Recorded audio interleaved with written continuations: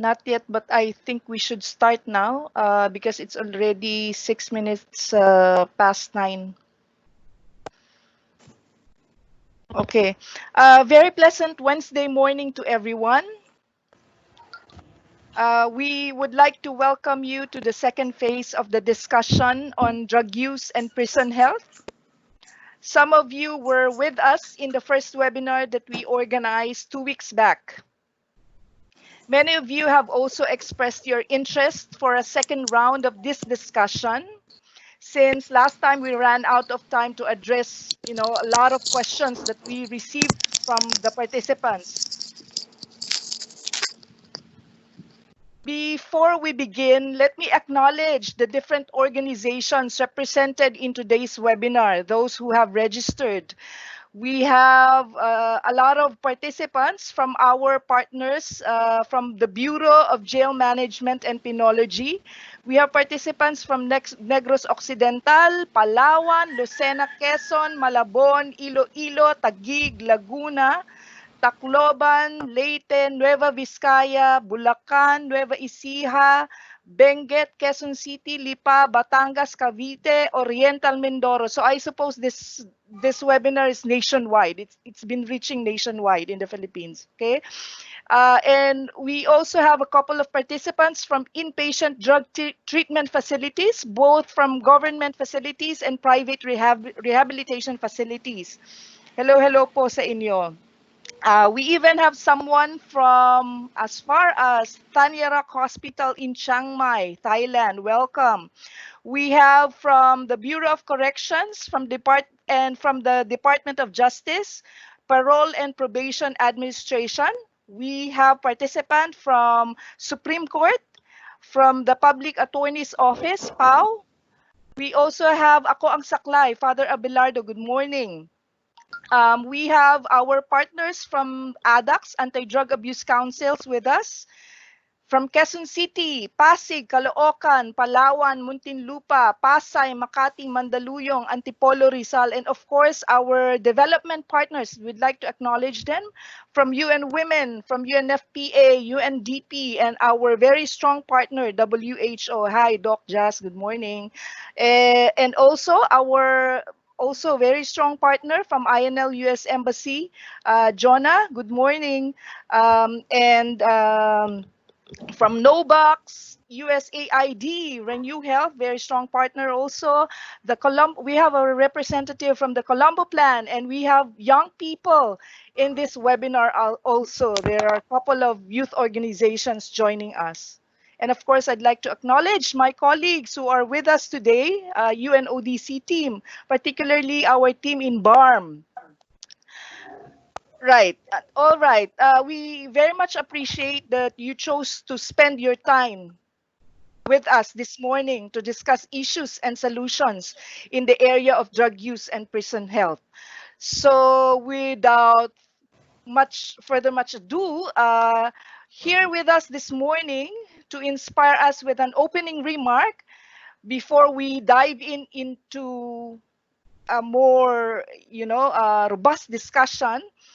May I call on Dr. Bien Liabres for the opening remarks, the Program Manager of the Drug Abuse Prevention and Treatment Program of the Department of Health. Dr. Bien, good morning.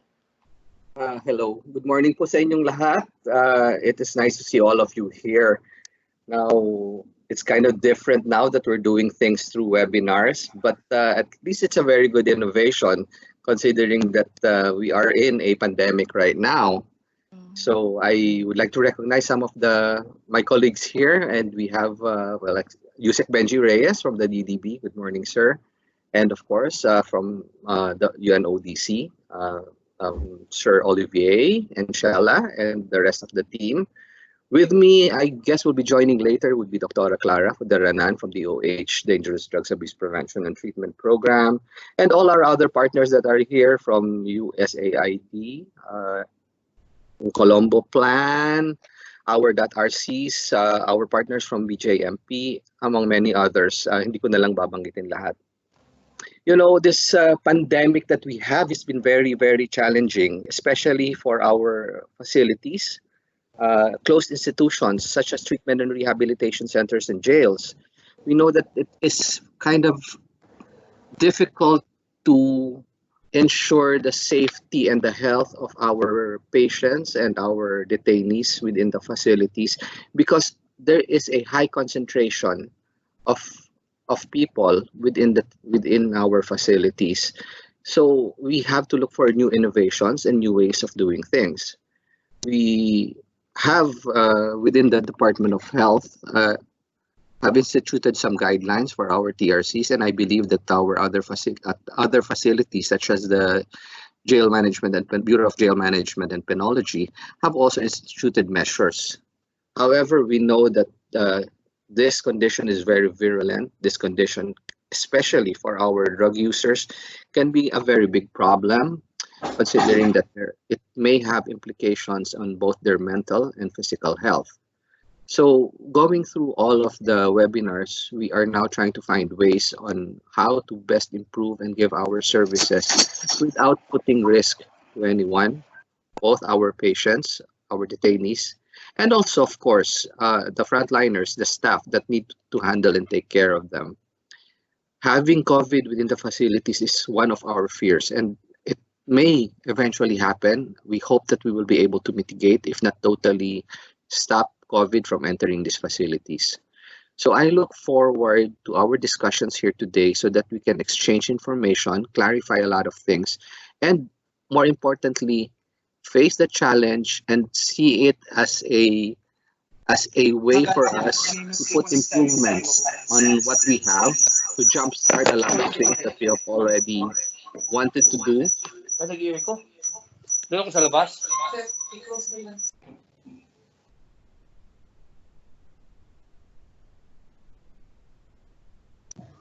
Hopefully that we will be able to give better services to our patients and to our staff and to all that needs help. So para sa inyong lahat, magandang umaga po.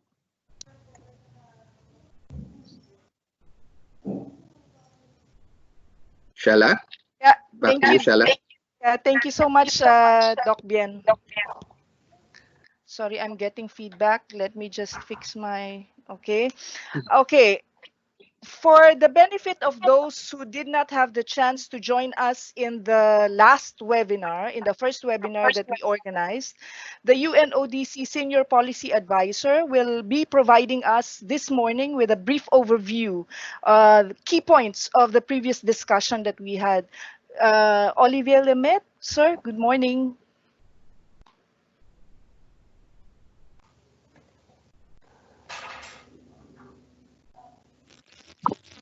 Good morning. Morning. Can you see me?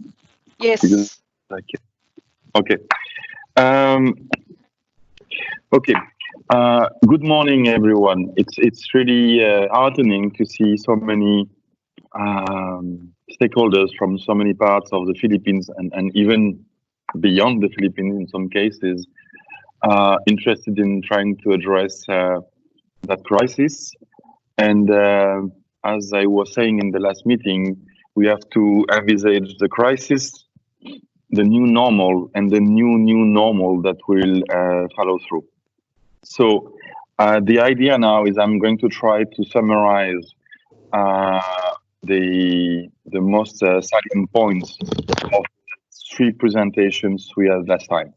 Please bear with us because we did not expect so much interest from the participants.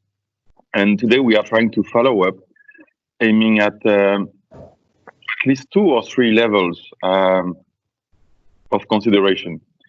One is there is still a need to put the facts and advocate for some measures that are still not fully happening in the Philippines or lately. Second, we need to discuss about practical low-hanging fruit of what all the partners around the table today can do to address the crisis. And of course, we want to address all the multiple questions that were raised to the group last time. So that's why we are going to use a panel mechanism. Sorry, as I cannot see myself, I cannot see if the presentation is on. Shall I enjoy? Yes, the presentation is on. Okay, so I will talk about the presentation without seeing it. Okay. Where is it? Let me put it in post. Okay. The first slide for Olivier's presentation, Joy. Yes, I- yes, for a while. Okay.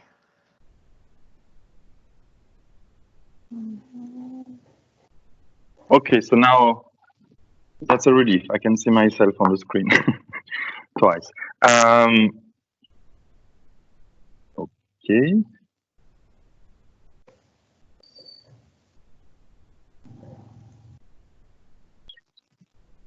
Next.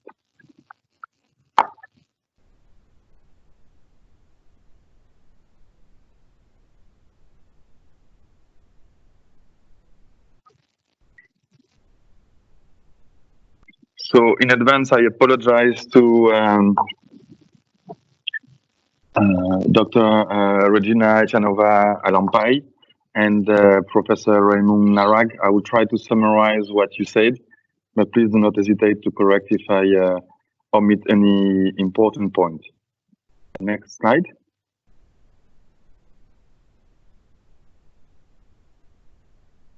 There must be a delay.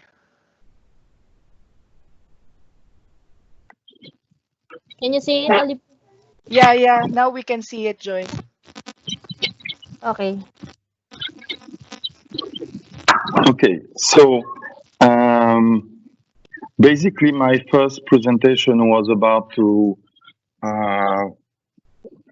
provide a background on the situation in the Philippines and in the region, right? The first one is we have a global prison crisis, an overcrowding crisis, and this crisis is particularly acute in the region and in the Philippines being the most overcrowded prison system. And this doesn't match some overall commitment of all countries to respect a number of standards.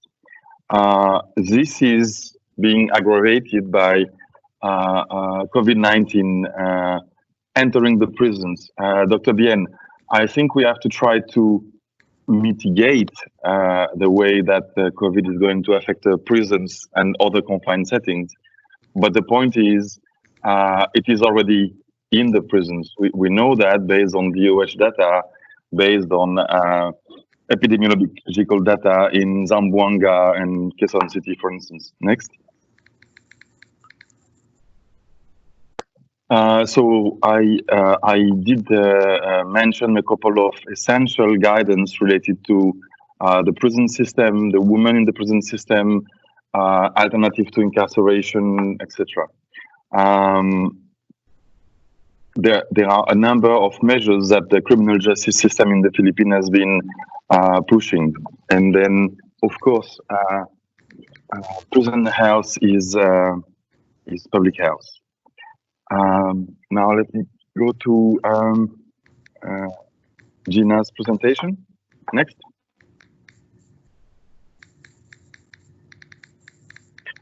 And sorry, just before starting that, one of the main points was in the region and in the Philippines, one of the main drivers of the overcrowding is one, a way too high of proportion of people in pre-trial detention which are innocent until proven guilty, and a very long process for them to get eventually judicially examined.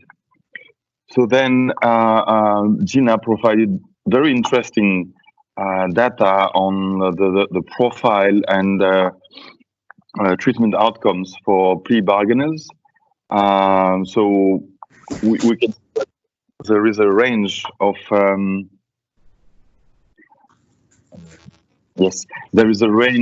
level of risk, and we have like the plea bargainers or the people about to be released. Without getting too much details, there is a need for provide treatment opportunities in prisons. There is no doubt. Two, anyone working in the prison system to provide treatment will tell you it would work at least as good or probably much better outside. So the point is, if we are talking about a medical condition, why not get those people out of the prison in the COVID context?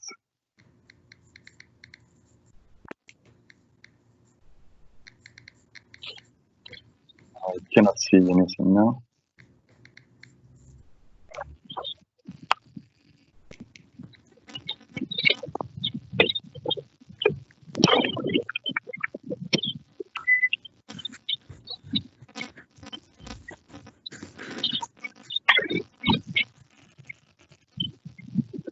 Okay, I cannot see anything, but I will try to, out of my head, mention what.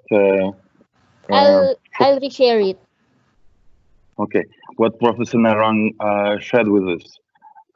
He shared us some very solid data. Next, yes, about the situation, meaning what is the capacity of prison, why are people in, and how they are exposed to COVID and other health issues, and how many should be released based on a number of standards, right?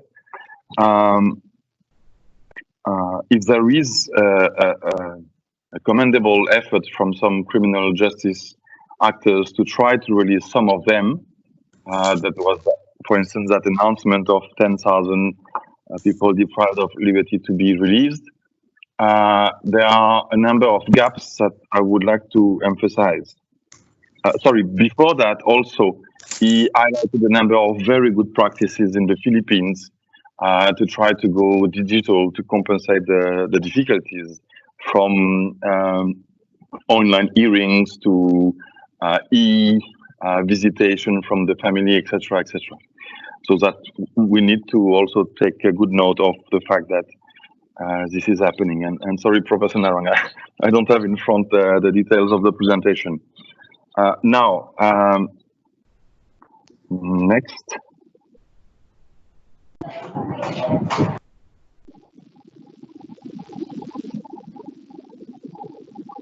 Next.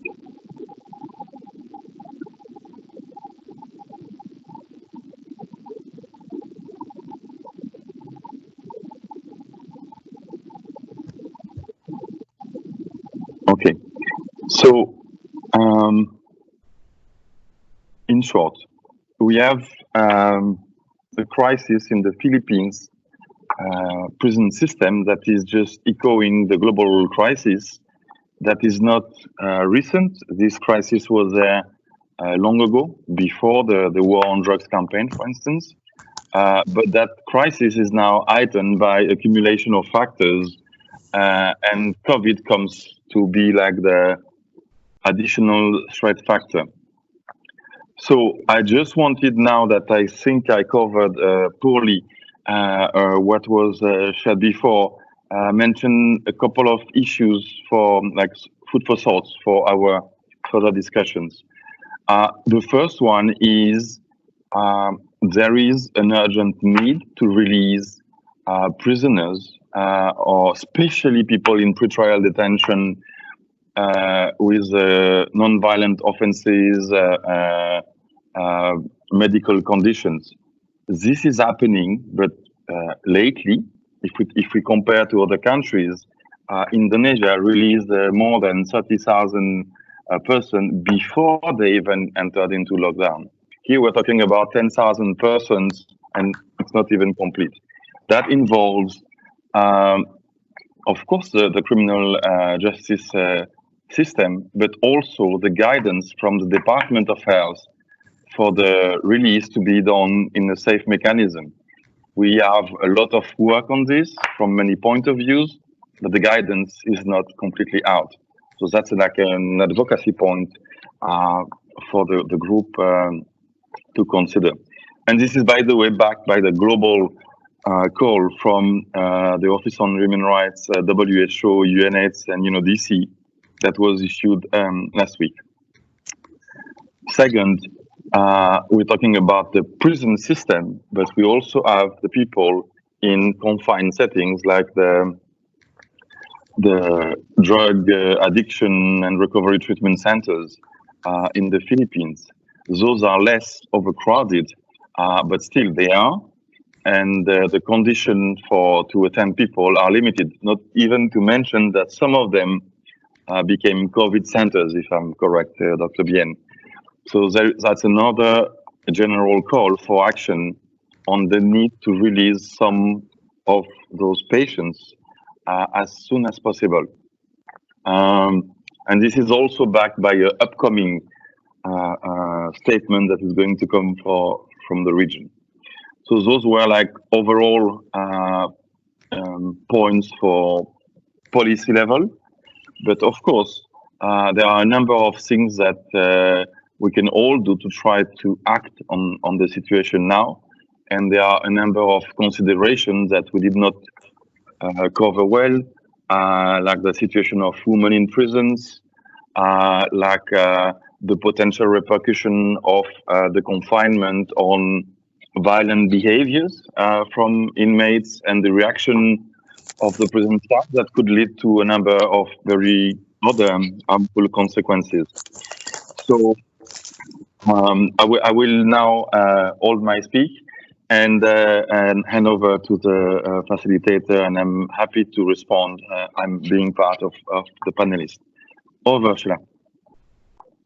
Thank you, Olivier. And for those who would like to access the previous webinar, the discussion, if you're interested, you can send us an email and then we can send you the link.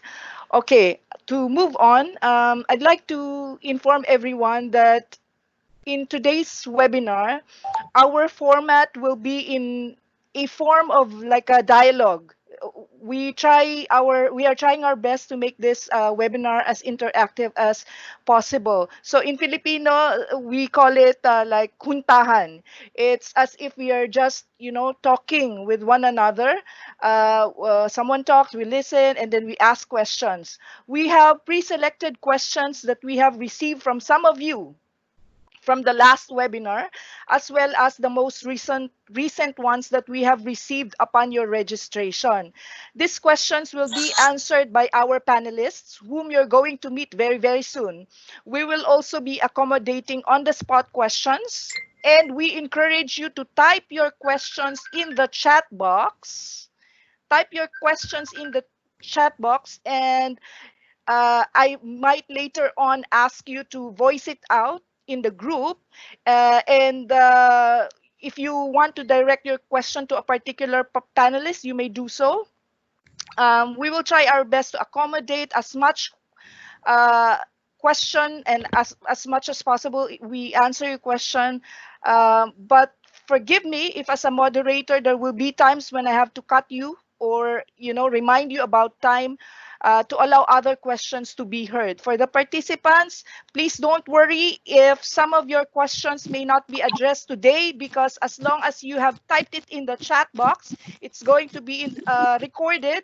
It will be, and we will make sure that those questions will be addressed next time. Okay. Sheila, if I just one remark. My summary of this representation was kind of chaotic, so I'm not sure if Dr. Gina or Raymond want to add anything before we start.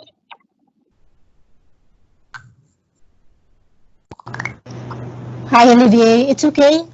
We can go ahead with the questions. Yeah, I'm okay as well. The PowerPoint anyway captures many of the key ideas that I presented earlier. Yeah. Ay sir, may bago nga po sila. Nakapasok na po ako doon sa isa. I think we have to mute our mics. Actually, kinili ko lang po siya doon sa Join Teams meeting. Tingnan niyo po yung Join Microsoft Teams meeting. Joy, please mute. Yeah. Po. Okay, so now I'm going to ask our panelists to briefly introduce themselves one by one, in no particular order, but you can see actually on the screen. Maybe we'll start with Olivier. Just briefly, a brief background of what you do in relation to what we're going to discuss today. Please, Olivier, once again. I think you're afraid I cannot do it short, so it will be very short. I'm in charge of the NOTC here to work on prison, drug policy, etc., etc. Over. Thank you. Thank you. Dr. Jasmine? Yes. Good morning, everyone, and thank you for having us. Just to give a brief role of WHO in all of this, I know we were not able to attend last time, but WHO is the only agency dealing with all psychoactive substances, regardless of their legal status. That's how the WHO works together globally with UNODC. Our office works in across 3 levels, and I'm the National Professional Officer for the WHO Country Office, working directly supporting the Department of Health Dangerous Drug Abuse Prevention and Treatment Program. At the same time, the National Mental Health Program team and partners in the ground. Thank you. Thank you, Dr. Jas. Good morning. Doc Gina? Good morning, everyone. So my name is Gina Chanova Alampay. I am the Chief of Party of the USAID Renew Health Project, which focuses on expanding community-based drug rehabilitation in the Philippines. Thank you. Good morning, Doc Gina. Doc Ice? Hello. Good morning. Yes, we can hear you po. I'm Ivan Iscartin, the Deputy Chief of Party of USAID Renew Health by URC. Thank you, Doc. Doc Benji? Good morning, everyone. Doc Benji Reyes, one of the permanent board members of the Dangerous Drugs Board. We deal with drug policies in the Philippines. Good morning, Doc Benji. Doc Bien, once again. Good morning again, everyone. I'm Dr. Bien Liabres, the Program Manager for the Department of Health Dangerous Drugs Abuse Prevention and Treatment Program. Our office is responsible for the guidelines, for recommending guidelines for the drug treatment and rehabilitation centers, likewise for monitoring and evaluation of drug abuse rehabilitation centers and their operations of within the Department of Health. Good morning again. Good morning. Doc Clara? Good morning, everyone. I'm Dr. Clara Fuderanan, a psychiatrist and addiction specialist. I am the head of the Health Systems Development and Managed Support Unit of the Dangerous Drugs Abuse Prevention and Treatment Program of DOH, and making sure that services are given to all our PWs. Thank you. Good morning. Good morning, Doc Clara. And Prof. Narag? Hello, good evening, everyone. I'm Raymond Narag. I'm an associate professor here at Southern Illinois University. Good evening in my part of the world. I usually go to the Philippines to conduct research on criminal justice and prison reforms, together with my colleague here, Clark Jones, who will tell about himself as well. So good evening. Good evening pala from your end, Prof. Narag. Yeah, Dr. Clark? Yeah, good morning, everyone. I'm Dr. Clark Jones, all the way from Australia. I'd like to consider myself a friend of the Philippines. I've been working in the Philippines with Bureau of Jail Management, Penology and Bucor for the last 15 years. I've got a bit of interference here, but I've been working with Prof. Narag for a long time. So he and I are actively engaged in research and practical application of our research to help Filipino agencies. But yeah, I look forward to when the restrictions are off, we're back in the Philippines and actively engaged again. Thank you. Please unmute Michelle. Nice to meet you, Dr. Clark. Yeah, Miss Ines? Hi, Stella. Yes, we can hear you. Can you hear me? Yes, go on. Can you hear me? Yes, hi. I'm Ines with Novax. All right. Yeah, I'm with Novax Philippines. So we're a nonprofit organization. I guess in a nutshell, you can say we're trying to bring sense and humanity into the way we understand drugs and in the way we respond to issues related to drugs. So we do research, open, honest conversations about drugs, and we make sure that our research brings in and feeds into programs that are being developed to ensure relevance and impact. So, yeah, thank you. Thank you. Good morning, Miss Ines. So there you go. You can Good see that we have, like, a wealth of panelists with us this morning. Okay, so now we'll start our discussion.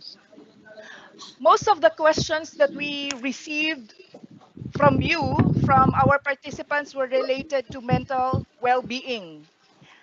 I'll now start to pick up questions which will be answered by our panelists. But before that, I'd like to point a comment from one of you, from Jeneline Herbida from the National Jail Management and Penology, PPSC. I guess this is Philippine Public Safety College. She said, "Are prisons or jail workers' welfare included in this webinar? There have been cases of COVID-19 in some jails, and some personnel were afflicted by the virus while they are assisting the PDL for treatment. Are they included in the concept of this webinar?" And the answer is a big yes. Because we noticed from what we received that, there's really a high concern when it comes to the health and well-being of our personnel. Okay, so now so the question is, are there services provided by the government that staff may be able to avail in terms of mental well-being? Who do they ask for help and how? I guess I would direct that question to Prof. Narag this time. First, because, how do I say? We were supposed to be joined by our medical professional from BJMP, but apparently he's not available. So I would ask Prof. Narag if you have... Yes, good morning there in the Philippines. And that's a very, very important question. As what mentioned earlier, there are also personnel who are now infected in our prisons. And the key here is how to deal with them and how to prevent further infections. So most of the things that we are doing right now with the BJMP is a rotation of their schedules, where some people will be in jail providing services, while others will be out of jail, and they will be on quarantine, and make sure that then when they return back, they are free from any kind of infections. So that's one mechanism introduced by the BJMP and the Bucor in order to reduce the stress given to the jail officers, because if they stay in the prison and jail for so long a time without going home, then they are also mentally burned out. Right. Now, there are instances, for example, in Quezon City Jail, okay, where there were around 16 personnel who got infected. And so what happened was that they were placed in a facility. They were quarantined in a sort of a dormitory in a hotel outside of the jail, and they were tested, they were swabbed, they were monitored daily up until such time that they are free from COVID for the next testing. And that's when they are sent home, again, to be quarantined for a number of days, 14 days. And when they are fully free, that's only the time when they are requested to go back and provide services again. In some jails like the Manila City Jail that I'm very familiar with because I'm in contact with many of the jail officers there, what they do is they provide mental health counseling Okay. They had psychosocial counseling, not only for the PDLs, but for the jail officers as well. And they have rest and recreation, some programs that they introduce just in order to unburden the jail officers in a 24-hour stay inside. Okay. However, not all jail facilities have this luxury. Not all jail facilities have personnel who have the capacity to do psychosocial counseling. And so I've been requesting the BGMP to copy that model in the Manila City Jail, because I do believe that it could be replicated easily, that they should have psychosocial counseling offered to the jail officers who have been in jail 24 hours a day for the past 2 weeks or so.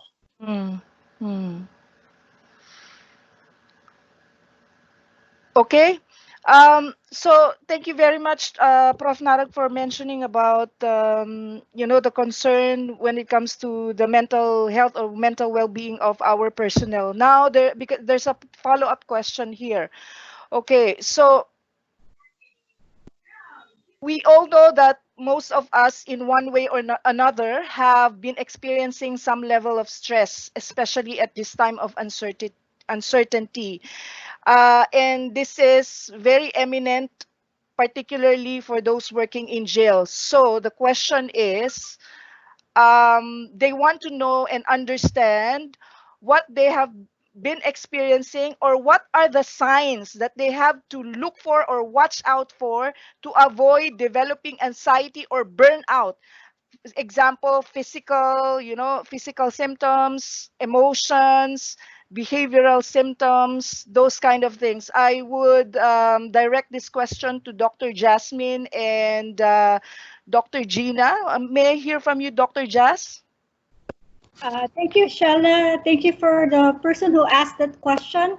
It's indeed important, but I'd like to clarify that in any epidemic, in any emergency situation, it is common for individuals to feel stressed, worried, and having these uncertainties, very, very concerned. Common reactions can be like fear from falling ill, fear of getting infected, fear of losing job, fear of boredom, a lot of specific items, but also specific for this COVID-19, having to be feeling more worried about getting infected and infecting others.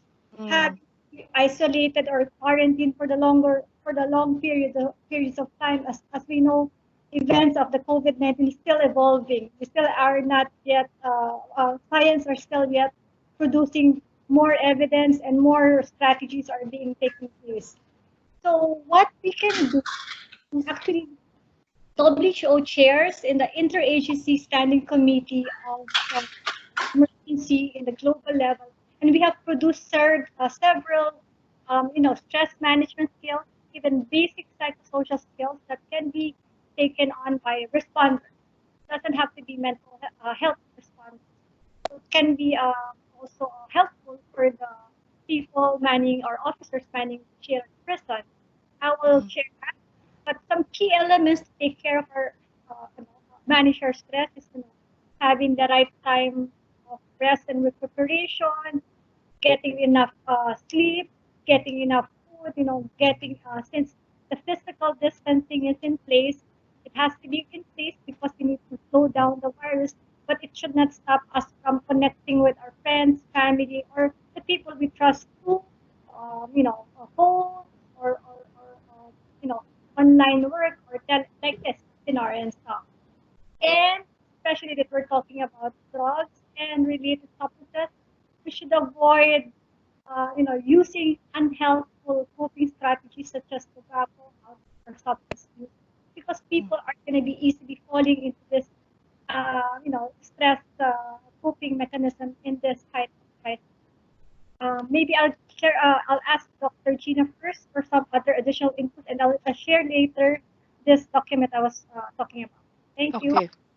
Yeah, Dr. Gina, can we hear from you, please? Thank Gina? you. Yes. So I just wanted to add a little bit more from what Doc Jas had mentioned. So I also want to reinforce the fact that it's okay to be not okay at this point. Yes. Anxiety and all of these symptoms are normal given the abnormal situation that we have.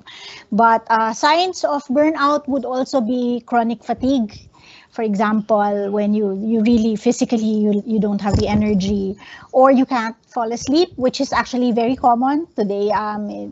People's biorhythms are sort of changed because of what's happening, and it's actually more than just the fatigue. It's also the ability to function. Having said that, we would expect that people may not be 100% at this point because of all the anxiety, but functionality is often a key symptom for whether we are burning out. If we cannot already perform what we're supposed to be doing, there are changes in our habits. For example, you're sleeping more, you're eating more, or eating less, or sleeping less. You don't do the things that you used to enjoy doing. So all of these are actually telltale signs. Having said that, again, these are quite normative given the abnormal situations. Yeah, thank you, Doc Gina. Thank you for pointing out that it's okay not to be okay, especially at this point in time and in the kind of condition that they have in, in the closed setting. I know they want to have enough sleep, but they can't, right? Sure. So yeah, how to avoid being burnt out with all the challenges around them. I'd like to acknowledge Doc Clara. Doc Clara is raising her hand. Yes, please. Can we hear from you, Doc? Yeah, thank you very much, Sheila. I just would like to give an experience with my clients nowadays. There are a lot of cases, not from PDLs, but from those who were placed in their homes. They were because of the quarantine. So they feel very isolated, more especially the senior citizens. There are a lot of cases, there are a lot of clients now who would come to me because of the anxiety, somewhat anxiety attack syndrome. And they feel very restless, very hopeless, feeling not in control, and very sad. It has affected their sleep, and also they feel very restless. What more for those who are inside our prison, the PDLs? Maybe knowing all this would let us feel more patient with all of them, and empathy should be there always for all our service providers for our PDLs. Thank you. Yes. Thank you very much, Doc Clara, for that point. Yeah. Okay. And yes, please. And then I'll share. Sheila, can I add something else? Yes, is it Dr. Clark? Okay, please. Yes, look, I just wanted to add that we're sort of neglecting. We're neglecting also putting interference somehow here. Yeah. Can we please kindly mute our microphones? We're neglecting the tension from PDLs as well, and the effects of the tension on PDLs on prison and jail staff. So it's been interesting, Professor Narag and I looking very closely at Manila City Jail and looking at their strategies they use to reduce tension amongst PDLs. And I think it's something that they do very well in the Philippines, the transparency between and the cooperation between jail and prison staff and PDLs. So where we've seen riots and tension in many correctional facilities around the world, we really haven't seen the same phenomenon here in the Philippines. Sorry, over there in the Philippines. And I think that's to be commended, to say how well the jail and prison staff, or the jail staff in particular, BJMP, are doing in this time of crisis. And I think that also reduces the tension level amongst correctional staff in the innate coping mechanisms and the way you do things, I think needs to be commended. Yes, there are inherent problems, but I think overall we're seeing some positive results, I think, in the Philippines where we're not seeing that overseas. Yeah. Dr. Clark, there will be a follow-up question for you later on, which is related somehow to what you just mentioned. But before I throw that question to you, let me just proceed to the follow-up question, which is much closer related to what we're discussing now. Before you say something, Doc Jazz, is that okay? Okay, so we spoke about the stress that the personnel have been experiencing, right? It must be tough.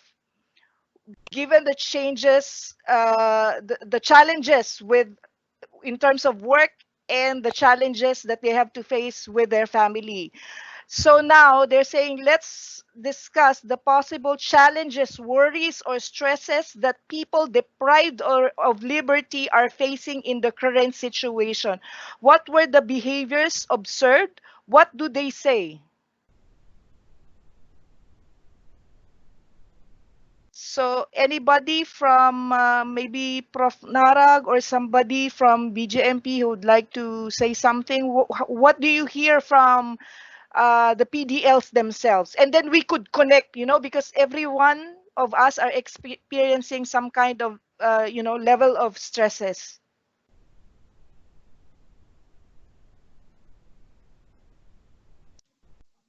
If there's anyone from the BJMP who will answer that, I would gladly defer. But from a researcher's perspective, I could offer some of the result of our interviews with the PDLs. Okay, Prof. Okay, hold on. I can see Annabel Rosco raising her hand. Let's hear from her, and then we'll discuss your research. Yeah.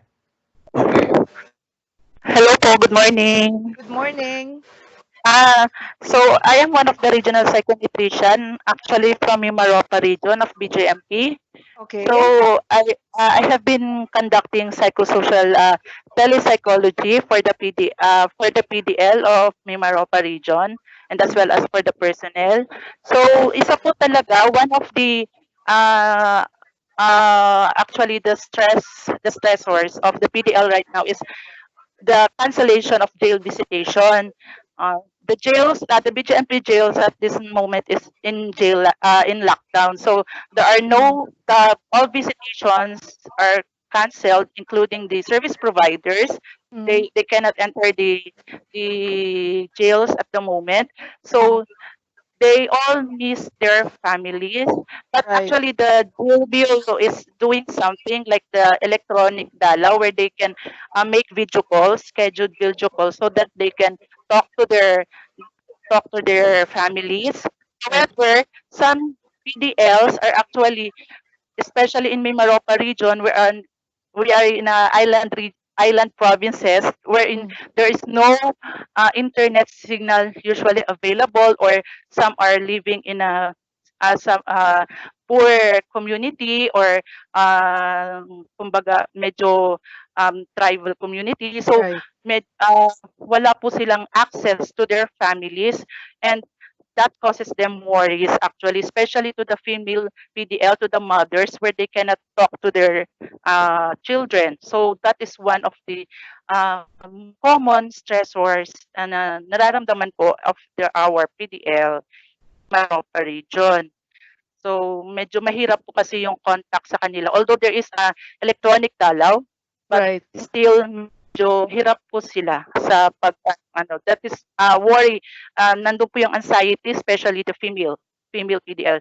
However, there are other activities that we are doing so that they can distract themselves from thinking from the anxiety provoking thoughts po. So, yun lang po. So, Thank you. Thank you for sharing that. Okay, let me acknowledge one more, and then I'll go back to Prof. Narag so we could connect whether there's a connection between the research that you have conducted, the findings, the key findings that you have conducted. You came up with. Let me acknowledge Ryan Reneses. Yes, ma'am. Hello, good morning. Morning, Ma'am Sheila. Actually, follow-up question lang po kay Ma'am Annabel Rosco. Okay. Hi, ma'am. Good morning po. Morning po. Ma'am, tanong ko lang po, how does the telepsychology work sa prison, and paano niyo po siya how do you conduct it, and how many packs usually? Actually, an advisory guidelines regarding that. So, ang pinaka-advisable pong packs is for the group is 10 po. And we do that through video calls. Sometimes ano po, sa Zoom or kahit po sa Messenger video call, as long as yung room po is conducive for the activity. May conducive room po for the activity siya. I see. Ma'am, do you also have programs right now running for plea bargainers sa Mimaropa? Yes. Po, ang alam ko po, ongoing na rin po ngayon yung electronic hearing nila with the court. So, through that po, parang nandun po yung communication with their lawyers dun sa electronic hearing nila and judges para po doon sa kanilang mga po, like yung plea bargaining po. Pero I don't know, hindi po ako masyadong tungkol sa legal aspects po. Hindi po ako masyadong...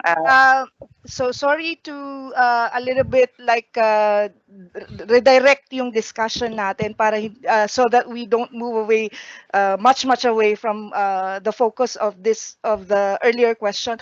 So now I'll give opportunity for Prof. Narag and actually Dr. Clark to discuss their research. But before you do that, let me throw this question, which I think is related somehow to mental health and the basic I'll just throw this question, okay? In your research, have you come across any indications that the COVID-19 situation is exacerbating the issue of radicalization in prisons, the deepening grievances of being used by recruiters in their narratives, for example, highlighting neglect of the government health sector in addressing basic rights of inmates? Mental health, health is also basic needs, right? In the Philippines, how and in which ways do they think COVID-19 will affect these issues?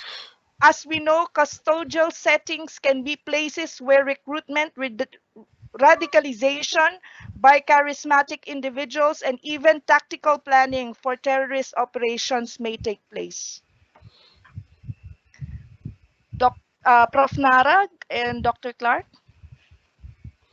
Okay, those are very interesting questions. Clark, do you want to answer that first? Thanks, Professor Narag. Good question. I mean, to get an understanding, firstly, of how this is impacting on whether radicalization is more pronounced now than before, I think it would require sort of fairly in-depth engagement with some of the terrorist PDLs in New Bilibid, as well as some of the other jails. So we haven't actually done that, but certainly I think the government's response, or how BJMP and Bucor respond, may have an impact on if there's not a clear and direct response to COVID-19, then that could have an impact on radicalization. And the longer the lockdown goes and the longer their lack of visitation goes, then that can act as a contributing factor to radicalization. All inmates like to be in contact with their families, but if COVID-19 lockdown is prohibiting that sort of communication and contact, then that can be problematic. On the other side of the things, because of the lockdown, there's less information getting in, so less outside influence, so that's a positive. But in the lockdown, the inmates have a long time to think over things. Ideas get spread very, very quickly. Negative ideas get spread quickly, so that may have an impact now. But it's hard to tell without the direct interviewing of PDLs at this stage. But it is a concern, so a very interesting question. Yeah. Yes, and in the Philippine context, specifically right now, we have a petition submitted to the Supreme Court by our political prisoners, right? And they are calling for the release of the political prisoners, especially who are old and sickly, and those who were charged with what they call trump-up charges. And we are still waiting for the Supreme Court to decide on this petition, but we have heard the very strong opposition from the Office of the Solicitor General on this. And of course, this has become an issue that is played upon in the media, and there are many narratives that's coming out on this. And I do agree with what Dr. Jones had mentioned. It all depends on how the government responds to the COVID crisis in prisons. Whether our government do take care of these sick prisoners, try to isolate them, try to treat them, and try to release offenders who may qualify based on the criteria that the government had set. The good thing here is, while waiting for the Supreme Court to decide, there had been some mechanisms to release offenders. The Office of the Court Administrator introduced 3 innovations, which is the online bail applications, video online conferencing, and the reduction of bail. And this has translated to the release of some 5,000 inmates last week and around 10,000 inmates the past month, okay? And so this plays to the narrative that the government is doing something. And I just hope, on my own as a researcher, I and Dr. Clark had been advocating that more releases had to be done. In our estimate, there should be at least 60,000 PDLs nationwide. Bucor, BGMP, and provincial jails had to be released just to observe minimally the social distancing protocols. And if the government fails to do that, and it's been a long 2 months now since we are waiting for the Supreme Court to decide, then it plays to the narrative of the political prisoners group that, you know, the government is not caring enough, that, you know, we're being fed to the COVID crisis. This is a failure of governance. This is a failure of criminal justice system, and it feeds to the call for radicalization. So that's our position. We don't, of course, endorse that, but we do hope that the government acts faster and acts more decisively.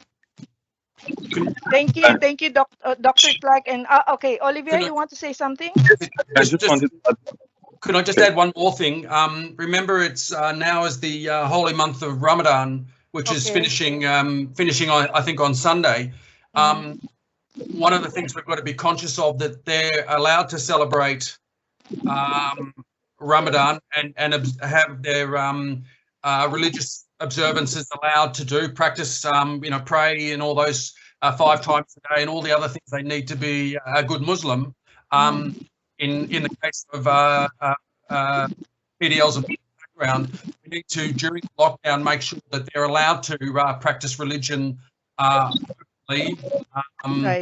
So that will help reduce radicalization as well, and yeah, particularly around the month of Ramadan. That's all I'd like to add. Okay, thank you, Dr. Clark. Okay, Dr. Clara, I can see that you're raising your hand, but let me first acknowledge Olivier. I think he wants to say something. Yes, just a couple of comments. First, I just wanted to reiterate what Dr. Clark said. There is a level of resilience of the prison system in the Philippines, from the staff to inmates, that has been tackling even before COVID. With the level of overcrowding we have in the Philippines, in Brazil, you would have like hundreds of people dying because of riots. And we have seen similar riots in Indonesia and others. So we have to acknowledge that, even if it's rarely by the book. Second, and we will get to the release situation later when we address other questions. Indeed, there were some decisions, both from Supreme Court or sometime taken locally about the release of 10,000 and 5,000. From the information we have, we are far from having those people actually released. That's the criminal justice system. And second, we will talk about that later, but we have no safe release mechanism guidance from the Department of Health. So I just want to stress that because this is complicated. We understand the difficulties. We're not shooting any messenger here. That's really at the level of the interagency standing committee. But just to stress that we are far from having reached even the initial thing. My last comment is we really need to consider this, whether we talk about the mental health, the anxiety, the epidemiological risk. We need to see that as a sequence, right? We are talking now about the today, or even what should have been maybe sometime happening yesterday, release and immediate measures to try to limit the propagation in prison and to ensure some continuity of essential services. But that's the first step, right? That last time in the call, I compared that to a pressure cooker, right? We tapped it because it has to be, but it cannot last forever. So from the mental health condition to the epidemiological risk, we have to see a sequence. It will have to evolve. We need to get ready for the new normal and the long term. Over, sorry. Okay, thank you, Olivier. All right. Thank you for comprehensively, addressing that very important question. Now, I know that there's someone from Supreme Court in among the participants. So, can we hear from you, please? Shala, can I just run through the? Okay. No, I'm about to. If somebody from Supreme Court wants to say something, and then afterwards, I'll go back to Doc Gina and you because there's another related question actually. Somebody from Supreme Court, please. Okay, if there's none, okay, Doc, just before you start, I'll just throw this question. Okay. Can we ask what sorts of intervention would you suggest, psychosocial or otherwise? So maybe for Doc Jazz and Doc Gina. Yes, perfect. Thank you. This is the intention of this. As mentioned, WHO is the co-chair of the Interagency Standing Committee Reference Group and has produced several practical guidelines and technical advices for different countries to take on. This is what is called the basic psychosocial skills, specifically for COVID-19 responders. And if you see in the photo, it's not just the healthcare responder; it's everyone: the health officer, the vendor, the caregiver, and all. I'll just run through briefly that it has some practical skills, and you start by our prison officers, right? We're talking about prison officers here. There are practical guidance here, like the modules that they can look into briefly. This is 1 to 10. So looking after themselves. We have heard earlier about their struggles, about their issues, being also part of being locked down inside the system at the same time, would be able to take care of the people deprived of liberty. So they have to take care of themselves, and we have this practical tool. I will share this on the chat box for the link. And another one is what you call the doing what matters in times of stress. This is a WHO stress management guide that we have also released that is applicable to anyone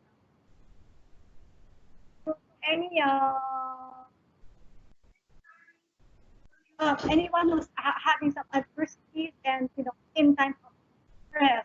So it's also an illustration guide that covers a lot of practical stress management items from grounding, unhooking values, acting on values, being kind, and making room.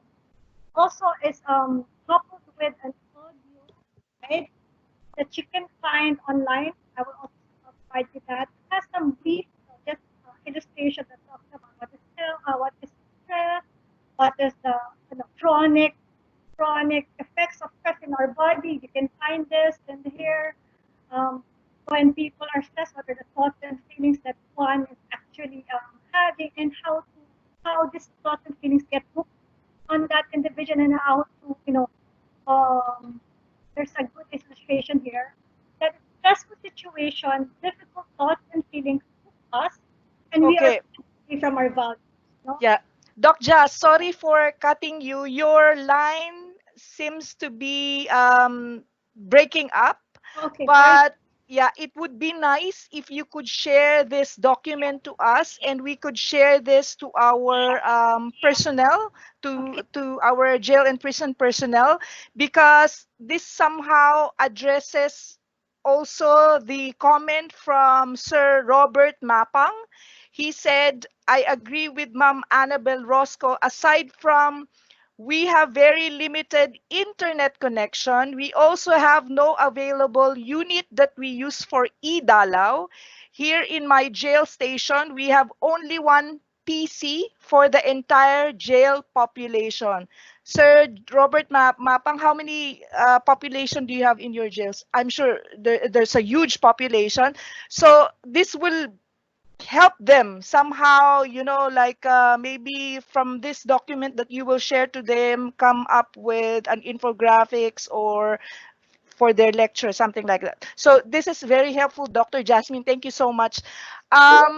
May I hear from somebody's raising his hand? Dr. Ice, Doc Ice?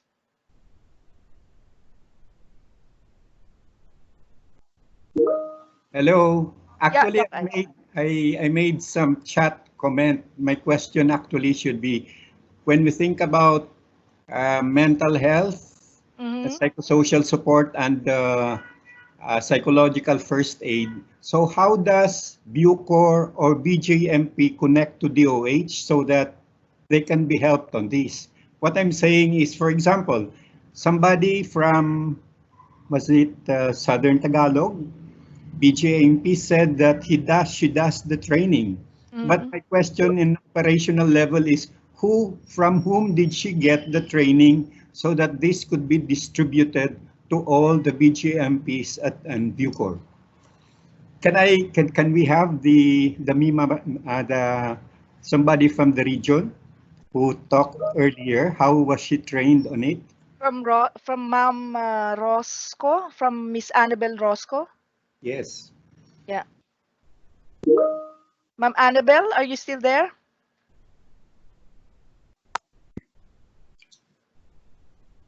Hello, or Sir Robert Mapang, would you like to say something? Yes po. Ay. Ayan, okay. sige po. Actually, the Bureau of Jail Management and Penology Mental Health practitioners we are trained by the National Center for Mental Health, DOH, on the mental health psychosocial support.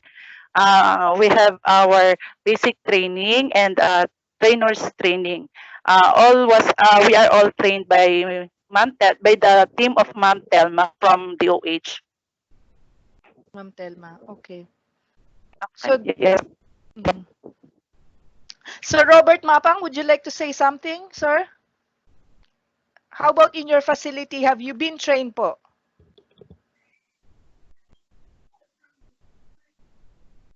I guess Sir Mapang is one trained MHPSS provider po. Okay, okay. So just have been trained. Yes. Actually, WHO, me specifically, are directly coordinating with our MHPSS team, Dr. Adit Aswang of the Department of Health, and Presi of the Mental Health, National Mental Health Program. In fact, we have already supported them convening all the different MHPSS coordinators that have activated the sector. But of course, these are the newest tools that we have also shared with them.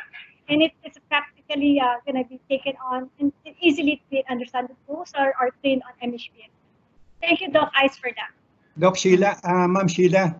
So a country, I think the connection should be now the operations should be inputted with what Doc Jasmine already has said. So may MPHS, di ba, meron na PFA, but the context of COVID has not been there. So it is important that what she is presenting now should be Right. in it. Okay. Yeah, tama, Thank Doc. you. Thank you. The WHO has yet to adapt the PFA in the context of COVID-19. That it's going to be released soon. But the stress management guide that I've shared, we are also going to be providing a facilitator guide that the trained MHPSS personnel can actually work on together with a client via phone or via online or remote support. Okay, thank you. Thank you, Doc Jazz.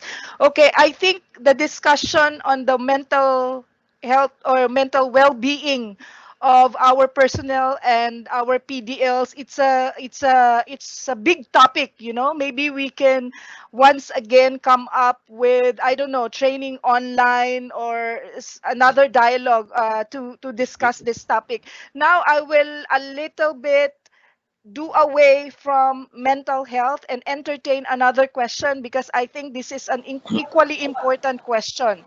Okay, I would like to understand how the community is being prepared and equipped for returning PDLs.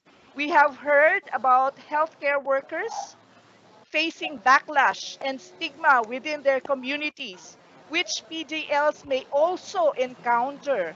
How is this being addressed or anticipated? Anybody from the panelists?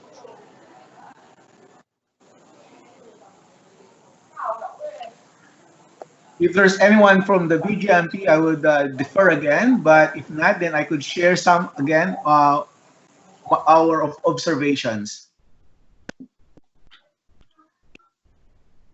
Anybody from BGMP or Bucor? Okay. Well, there being none, I could relay some of the experiences that I've gathered, okay, because I'm in communication with some jail officers, jail wardens, and also court officials, judges in specific jurisdictions all over the Philippines. I'm not going to name the city for now, but this pertains to some city jails that had been infected. And one of the key concern is that the local government units are very concerned if they release PDLs from these jails. And what some local government units have done is that they try to extend the stay of the PDLs inside the jail. Even if they are due for release, they won't allow it.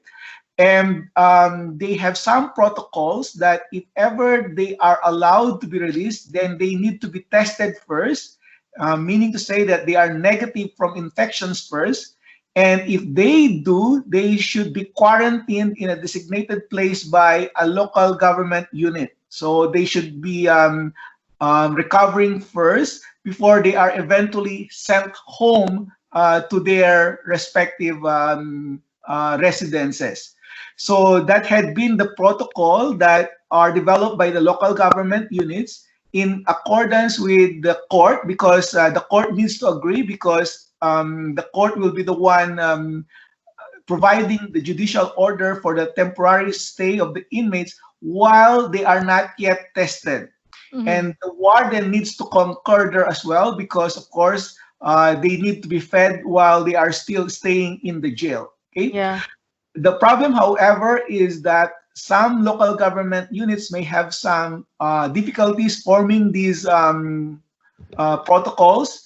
And so what we could do is they should be able to get hold of these protocols already being implemented by these cities that are afflicted by the COVID. Okay, and I suppose there are also some organizations who are like, they have interventions and programs to assist and help PDLs for release and upon release, so that there's somebody or a group of people who can help them, journey back to the community. Can we hear from Miss Ines? I know they have programs in terms of in the for women for incarcerated women. Hi, Shala. No, a thought just came up to mind as I was listening. No, so there, I think the question was with regard to the people who go back to their communities facing backlash and stigma. And I think stigma is something that really needs to be addressed. It's not some abstract thing. I mean, people have died because of stigma.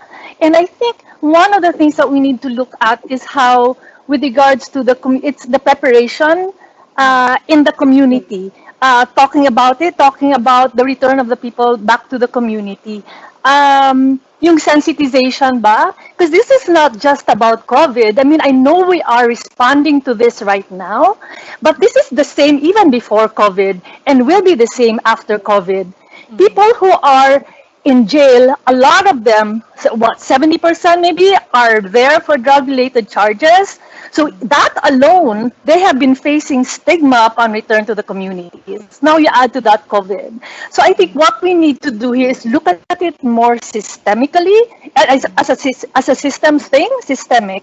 So yes, I think what you raised was really important about journeying with the person. So it's not just about monitoring once they're released, because there's a tendency to think monitoring in case there might be something wrong.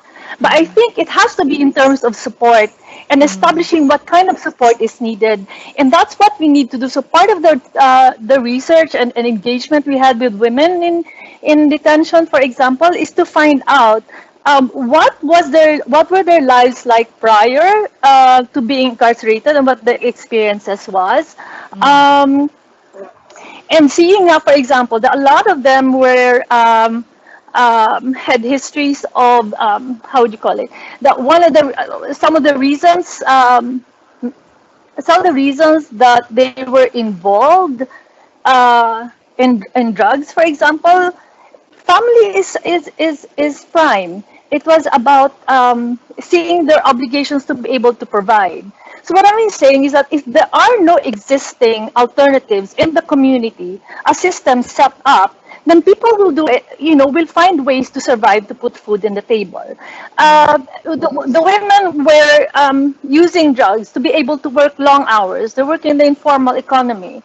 So it's not about, we talk a lot about giving interventions to let them change. But I think we need to start looking at how do we now look at change in terms of creating a more nurturing and supportive environment. So the same way in places of detention, it's not just about providing programs that are targeted to the individuals, but really what kind of environment can we have even within places of detention. So what we found, for example, even upon entry, an assessment needs, a really good assessment needs to be done in terms of what the women are going through. And I mean, just the trauma of being arrested and the way they were arrested needs to be processed with them. Being away suddenly, grabbed in front of their child, needs to be addressed. Yeah.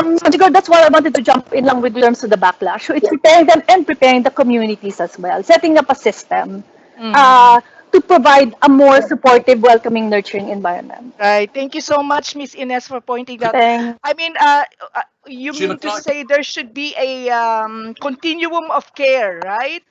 From admission while in detention and then once released. Yes, Dr. Clark. Yeah, I just want to add to that, and very interesting response there. We've done a lot of work around hard to reach PDL populations and then community populations, particularly around terrorist offenders, even child sex offenders. There's two things that I think are important, and one of them is creating some sort of system, as was just mentioned, and we're very familiar with the circle support and accountability model, where you start to work with particular communities, local governments, to set up a capacity to be able to handle particular types of offenders. and that could be a whole range of different offender cohorts. It doesn't have to be terrorist offenders; it can be other offenders. That's one aspect, and the other aspect is also educating the inmate of and helping them with adjustment prior to release. So rehabilitation is right throughout the system, and particularly on release where they need that adjustment period. But it also helps if they know where they're going into and who is going to support them in that circle support and accountability model. And Raymond and I have a lot of information about this because we've worked on terrorist offenders, and happy to share more later. Okay, thank you, Dr. Clark. Olivier, would you like to add something? Because I think something is coming up here. Interventions in prisons are also important. Prisons provides, although it's a challenging environment, but it also provides an opportunity, as what Dr. Clark said, the rehabilitation. Would you like to say something, Olivier? Well, first, again, I think we're talking about a continuum, right? Yes, yes. Provide the best possible assistance to people in the prison, even before incarceration. But in the last time with Doc Gina, we're talking about providing some sort of services for people pre-release or for people eligible for plea bargain, people that have conditions. So that's a discussion that Gina wanted to have, and I hope we can have it somehow a concrete. What can we do in the prison? Then we have the way the release mechanism is taking place. It is about assisting the inmate, the family, and what Gina was describing is public health wording of what Dr. Clark was saying in terms of criminal justice. I think it's more or less. Then we need to have a proper release mechanism. We need testing for the inmate and for the family. And then we need to get sure that the release is done in a manner that is not putting him more at risk. And then, yes, tracing is important, but I would put it more in assisting that person. So whether he has COVID or not, so how he gets back to the community. And then, of course, what Ines was describing, what kind of recipient capacity the community has. And that applies for any ex-inmate, right? And we've seen many examples of people becoming the scapegoat of society because whether they are staff getting out and coming to the community or an inmate, they become the stranger, the person to blame because they are bringing danger with them, which then contributes to even further stigma and discrimination. So, but just practically, and I think we will talk about that, there is still no release mechanism in place. We need to continue advocating. WHO, ICRC, ourselves, many groups like Professor Narang have been advocating for that. We really need to have that in place because if this is not in place, it will fuel stigma, discrimination. Over. Right. Thank you. We have a lot of partners with us today. I think this calls for, strengthening our collaborative effort. Okay, now I will segue. Actually, your statement about continuum of care is somehow like a good segue to the next question. Somehow COVIDized, it's related. I want to understand the continuity of care and infection prevention in treatment and rehabilitation centers and places of detention, and somehow related to Dr. Gina's presentation last time. The question, okay, Dr. Gina's presentation in the last webinar, how would the indicators you identified in the survey affect the clients in the time of crisis, in this time of crisis? So not only in jails and prison, but other closed settings, places of detention. So one of the things that we focused on in the programs for PDLs is not just recovery skills, but also life skills, which includes stress management, which includes problem solving, which includes emotion management. All of these life skills, we call them, some might just say they are resilient skills. All of these are all the more important today, given the crisis. So for me, it's not just whether they know how to manage their cravings, but whether they also know how to manage their stress and anxiety and their negative emotions during this time. And so that's why in the design that we have been implementing, we didn't just stop at recovery skills, but all the more I think these other skills are important. Yeah. Dr. Clara or Doc Bien, do you want to say something when it comes to, because the question is not only for PDLs or in places of detention, but also for treatment facilities. They want to understand the continuity of care and infection prevention in treatment and rehabilitation centers in this time of crisis. Okay, but before I respond to that question, I'd like to just give you a story on what happened to our drug rehabilitations during the COVID crisis. As you know, nobody was really prepared for this. And one of the first things that the Department of Health had to do was to ensure the safety and the health of our patients, especially those that are in a confined environment. So we had to suspend admissions within the rehab centers. And for areas within quarantine areas, activities were likewise also suspended.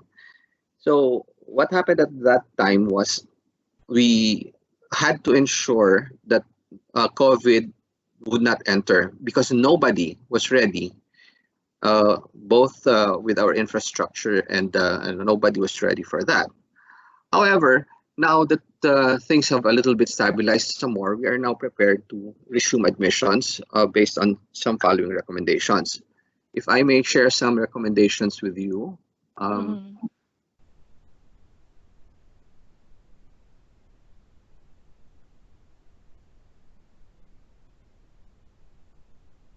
my slides showing? I can see it, Doc. Okay. There are some recommendations that we would want for our confined environments, for our closed institutions. So the first recommendation is to establish infection prevention and control committees or teams or its equivalent personnel. This pertains not just to our rehabilitation centers, but it can be applied by any institution, especially those institutions. It should also be applied to our outpatient programs and also community-based programs. This is to ensure that there is somebody responsible and somebody that ensures that infection prevention and control measures are in place. We are also recommending to, if possible, to implement engineering and environmental controls for infection prevention and control. What are these? Well, for drug treatment and rehabilitation centers, we are going to put up quarantine facilities. As you know, people coming from outside, from the communities, upon entering into a drug treatment program, would be at risk for bringing in COVID-19 within facilities. And you know that there is a high density of people within rehabilitation centers, and we do not want it spreading within the facilities. So we are recommending for the government, for the DOH treatment and rehab centers, to put up quarantine facilities within the TRCs, and then they will undergo quarantine before they can go to the mainstream. Likewise, we have to put up facilities wherein there are physical barriers and also chemical barriers that will help us prevent the spread of infection and control. Third, the placement should maximize comfort and dignity of all our patients and ensure ease of delivery of patient care. We also want to minimize the risk of transmission to microorganisms and ensure that there is adequate ventilation and environmental cleaning in all areas. Also, provision of hand hygiene facilities. Now, another recommendation that we have is for the use of protective PPEs It can be as simple as just wearing masks, or it can be a full PPE for those that will be handling COVID cases within our quarantine facilities. Again, in all situations, a therapeutic environment must be maintained at all times, and we must establish a healthcare network so that we can refer appropriately if in case some medical conditions come up, especially COVID conditions, wherein they are appropriately referred for. So in the shift from in our new normal nowadays is we have to ensure everything is in place, and that is the direction that the Department of Health is going through, and that is also our recommendations to other facilities. Okay, so Doc Bien, this is in the pipeline. These are recommendations. So meaning to say, still at this point in time, treatment and rehabilitation facilities are not yet in operation. Am I correct? Well, let's clarify the word operations. They are operating, but admissions have been suspended. And not until the TRCs are ready to have established their networks and are the infrastructure and the personnel are ready, then we will resume operations. Now, there are areas that are at less risk for COVID, especially those in the Mindanao areas, in the southern areas, that we are already looking into the possibility of resuming admissions for those areas. For the time being, we are already establishing telehealth services. Okay. We are also, yes, telehealth services, so that appropriate care can be given. And we are also looking at ensuring that there are emergency health services for substance use cases that are available. So furthermore, we also have the substance abuse helpline 1550, which they may contact in case they have needs with regards to substance use. So those are the things that are ongoing right now. And we hope that we will be able to establish all of this prevention measures as soon as possible. Yeah, thank you, Doc. Okay, let me read. Somehow this question is also related, a comment and a question. In times of crisis, a continuous monitoring to PWOODs, to people who use drugs, must still be done as they are most vulnerable to relapse at this time. How do we ensure this? Of course, you already mentioned about the telehealth. Maybe I'd like to hear from Doc Benji.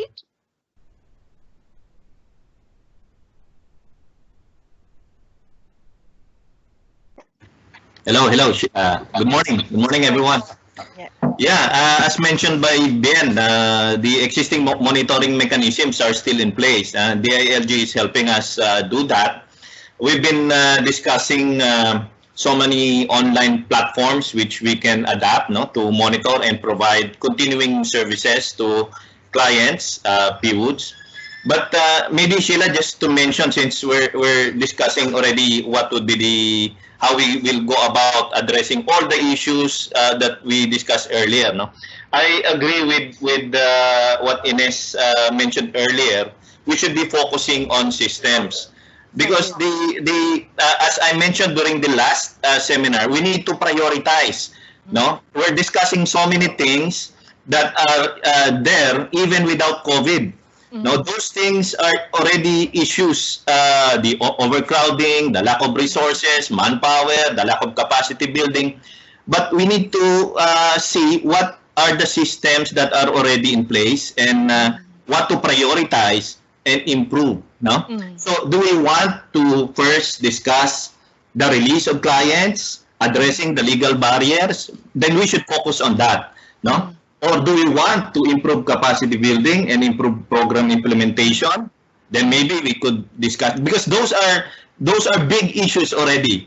And given the resource requirements, I understand WHO, UNODC, even CDC of the US, USAID issued protocols. I'm glad that Dr. Clark presented the protocol and what would be the basic minimum requirements for psychological interventions.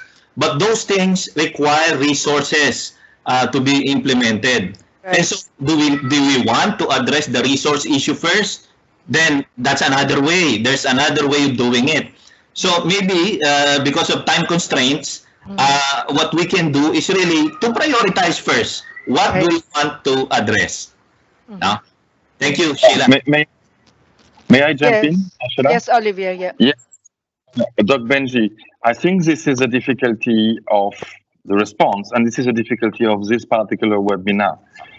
When we were preparing, we were saying, do we focus on immediate actionable outcomes or the system short-term, medium, long-term? Unfortunately, we cannot sacrifice one for the other. So I think, yes, in the rest of the conversation now, let's try to focus a little bit on some practical aspects, but we cannot ignore the policy aspects. Policy aspects do not always imply major resources. That's what would be my recommendation. And I also have a question to Dr. In the press that some of the treatment centers became COVID centers. Is it something that did happen in reality? Because that also implies another risk for the patients there. So I just would like to know. Over. Sorry, Sheila, was the question addressed to me or Bien? Dr. Bien. Bien, okay.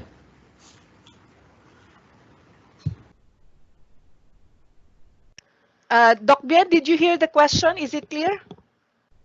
My internet wasn't so good a while ago, but I think if I can understand it correctly, Olivier is just asking regarding short, medium, and long-term concerns.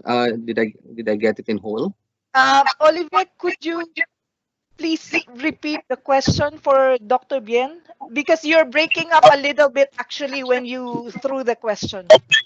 Okay, sorry for that. No, Dr. Bien, the question was, we read in the media that some of the treatment centers became COVID centers, places where COVID patients were assigned. So I wanted to know if it is true, what scale, because this would have implication on the health of the patients. Over. Oh, okay. That's a very good question, Olivier, and thank you for giving me the opportunity to clarify that. We have our established drug abuse treatment and rehabilitation centers, and we did not convert them to quarantine facilities. We did have some rehabilitation centers that were supposed to open this year. This is Malagos, Davao City, Malagos in Davao, and San Fernando La Union Rehab Centers. They are not operational yet as a TRC. And so for the time being, they're newly constructed, and for the time being, they were already converted to a quarantine facility temporarily. They will again be reverted into a drug rehabilitation center once the situation on COVID has improved. Now, there are other more rehab centers. The third one would be the Drug Abuse Treatment and Rehab Center of Tagaytay City, which was transferred to Trece Martires City. They again are not in operation as a residential drug rehabilitation, so they are temporarily converted into a drug treatment facility. Now, there are others that are in place, such as the Las Piñas Drug Treatment and Rehab. During the time that COVID started, they only had 5 residential patients. We transferred those 5 patients to Bicutan TRC, and the Las Piñas is now temporarily in rehab, temporarily converted to a quarantine facility. And likewise, the one in Agusan del Sur also has a very low number of cases yet, since they have just been established last year and were converted into a rehab. Now, the other one, Mega Rehab Center in Nueva Ecija, has an extra building that is not used by the rehabilitation center. There are actually 4 huge buildings there. One is used by the rehabilitation center. The other 2 are used by the Armed Forces of the Philippines, and the other one is not in use. So what the Department of Health did is to convert it into a facility for the repatriation of our overseas Filipino workers. So all in all, no rehabilitation centers that were operational were converted into a quarantine facility, only those that were new. So I hope that clarifies everything. Services are still continuing. Admission is suspended, and we hope to be able to resume soon. Also, that goes the same for outpatient and community-based rehabilitation programs when the movement of people are already allowed. Thank you very much for allowing me to clarify that, Olivier. And thank you for clarifying it, Dr. Bien. Yeah. I can see Miss Ines is raising her hand. I hope it's related to what's being discussed now. Miss Ines? Yeah. Yeah. This has to do with the question regards vulnerability to relapse and monitoring. So I'm not sure if about the ensuring was for the regarding the relapse or regarding the monitoring. But what we wanted to say basically is going back muna kanina, it doesn't have to be a binary discussion. There are practical things that we need to do and we can do now, but it shouldn't stop us from discussing it at the policy level. At the same time, there are simple things. For example, during the study that we had, you have people who would be going home and there are no resources to get home, especially if you're talking about people in women correctional centers where there are only two. So parang you would find, for example, personnel who would shell out from their own pockets just to be able to help the women go home. But there apparently are existing facilities within the DSWD, for example, that can provide assistance in this manner. So I think there needs to be communication, and maybe better communication and coordination. And that's what I was saying kanina, no? So there has to be real interagency coordination maybe, and also with all the different stakeholders like the CSOs and NGOs that can assist. So with regards to the withdrawal and safety, I think if we're really going for health, safety, and well-being, so when we speak of relapse, number one, we already know it's a given. Just because a person is using drugs, it doesn't necessarily mean it's a problem. So we have to establish, is it a problem? In what way is it a problem? So we need to capacitate LGUs and providers to respond to that. A concern is if a person, especially with the difficulties, if a person finds himself or herself using drugs at this time, then that person has to have the necessary information to ensure safety and to minimize the risks. But that's not being discussed. Withdrawal, what are the signs of overdose? What are the emergency things that families need to watch out for? What system is there for them? Who do they call? Who do they reach out to? So these are real practical things that we can already discuss and already address, I think, at this point. Yeah, that's what I wanted to say. Thank you. Okay, thank you, Miss Ines. Okay, just to for some people who may be like confused, no, why we are discussing PDL and then suddenly we are discussing treatment facilities. You see, when we speak of continuum of care, this is somehow linked, right? What we are saying is that there should be continuum of care inside jails and prisons, as well as continued services in drug treatment facilities or even CBDR services. So this question also is related to the previous discussion. Now we are shifting again to the needs of PWOODs. There are options we could discuss when it comes to responding to the health, safety, and well-being of people deprived of liberty during this pandemic. But how would KKDK be implemented in these trying times? Doc Gina? So one example is what we're trying to do now is to see how much of it can be done online. So one example is, I don't know if you have anyone from QC, but they are beginning to implement, again, online CBDR using parang smaller groups, parang only 5 people, I think, per group. So what we're trying to do also is to try and see how we can also help them. So just yesterday, we had consultations with LGUs on what their needs are, and so their requests for can we have videos, for example, that can be used in the treatment.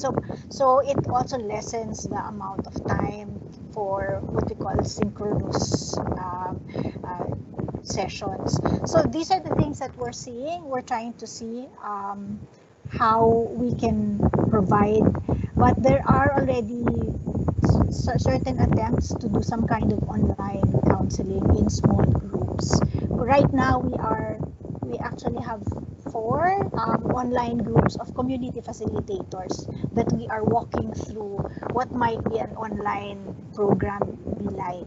So after this, the goal is to provide more content, more materials, more tools to deliver these kinds of interventions. Right. Okay. May I step in, Sheila? Yes, please. Yes. I think there is a lot of wind or ventilator in Gina's place. Here, I had no electricity this morning. I was sweating like hell. Just to try to address the question and the comment from Dr. Benji and others.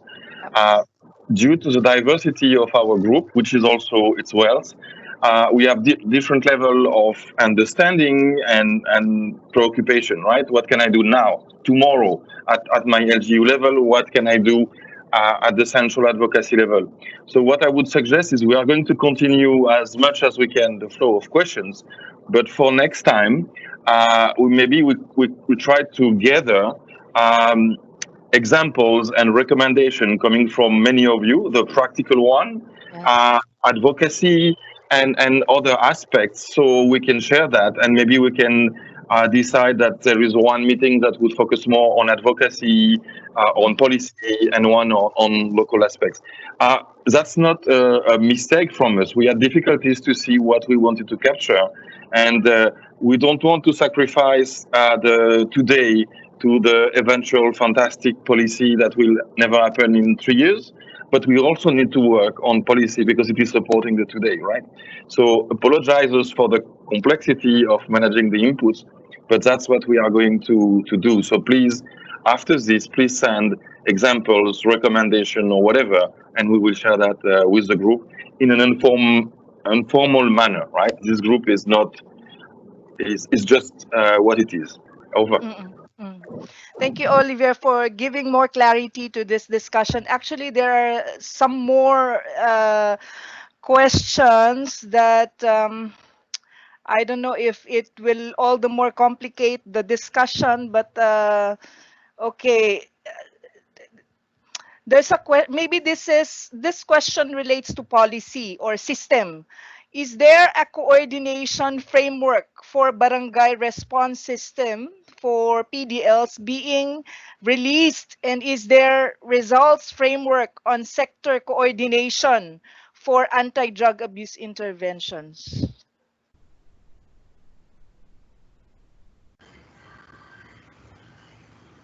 Maybe Doc Benji? Yeah. Ano yung second, Sheila? Sorry. Is there a coordination framework for barangay response system for PDLs being released, and is there a results framework on sector coordination for anti-drug abuse interventions? As far as the framework, result framework is concerned, it's contained under the Philippine Anti-Illegal Drug Strategy. So all LGU should conform with what is prescribed by the PADS. No?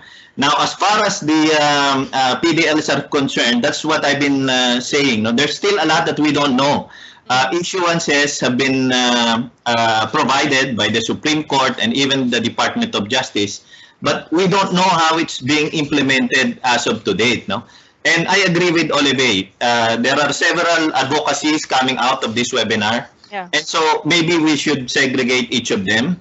To address the PDL issue, maybe we could first understand what's happening with the issuances provided for by the Justice Cluster.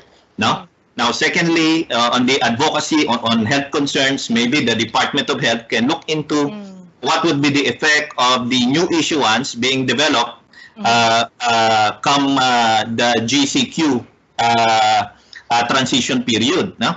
So as soon as the Department of Health releases that guidelines, we will be looking at gaps, the resources required for us to implement those guidelines, and so many things. And again, it's a learning experience to us also. And so I agree with Olivier. Moving forward, maybe what we can do, depending on your personal advocacy, recommend policy systems that we can adopt, no? And maybe we can discuss that. Yeah, yeah. Thank you. I think it's not that bad, you know. I mean, this webinar became catalytic. Now, I mean, it's a sign of, for me, it's a sign of progress, you know. So we are seeing different elements here, and later on down the road, maybe we can, you know, see and prioritize. So there are more. Sorry, Yeah. one additional point to what Dr. Benji was saying. Okay, so we have the practical guidance, what we can do, etc. And regarding the policy or the systemic decisions, what we know from other countries where the resources were not either in place, in Myanmar, in Indonesia, there were a lot of gaps too. But to simplify, and I know that going to be critical, my point is just do it now. We'll try to correct and to improve, but if we don't have those issuances from health, from the criminal justice sector, we are just basically losing time and lives. I'm talking now about the COVID perspective. Sorry, that's the conclusion of last time. If not us, then who, and if not now, then when? Over. Right. Thank you, Olivia. Okay, we only have 5 minutes actually for this webinar.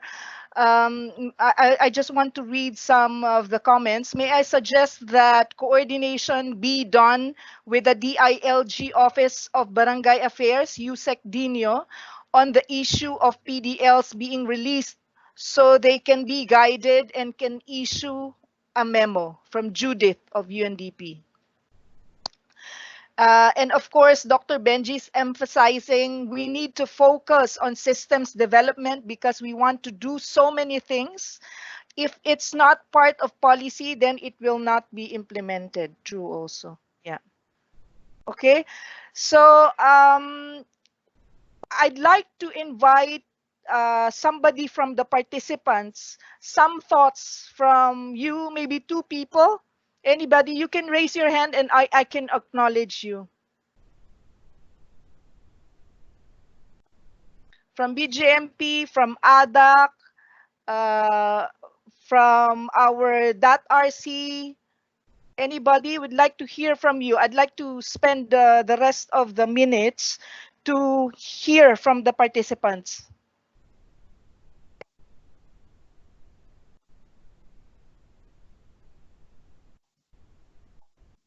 Okay, no one?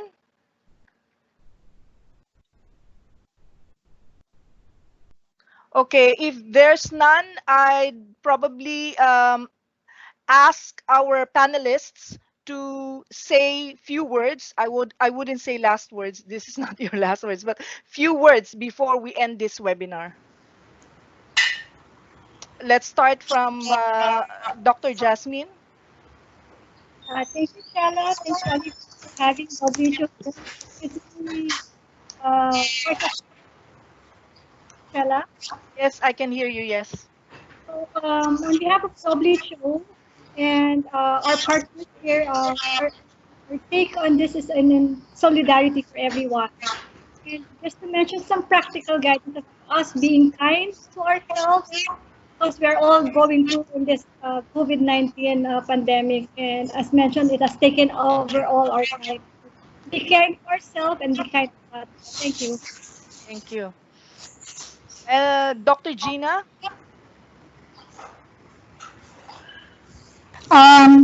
You know, this whole issue of plea bargaining and treatment has been a difficult one even before COVID, and it will continue to be so, but it's actually made more difficult because of the circumstances and the constraints.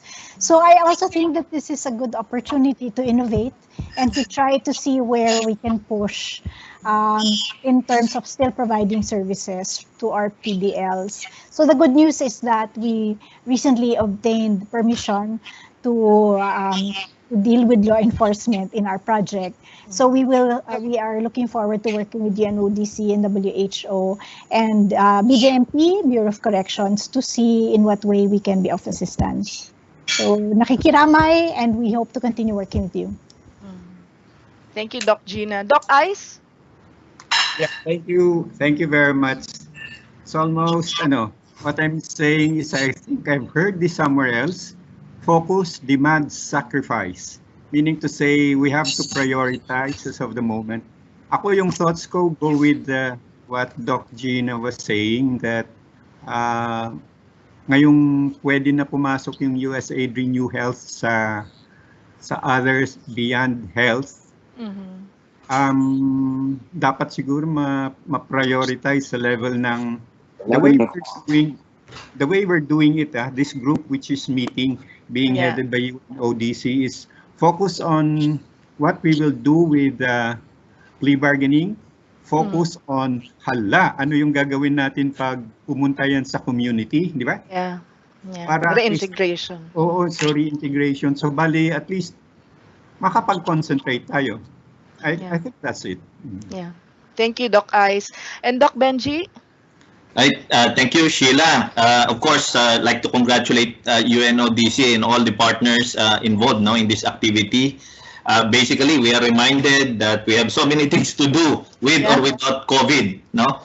But I'm happy to see 76 participants kanina, no? Wants to do something to address all of these issues. So I hope we can continue this kind of discussions and activities. And I hope all the participants, wag po kayo magsasawa, no? Bear with us and let's help each other. Stay safe. Thank you, Doc Benji. And Doc Bien?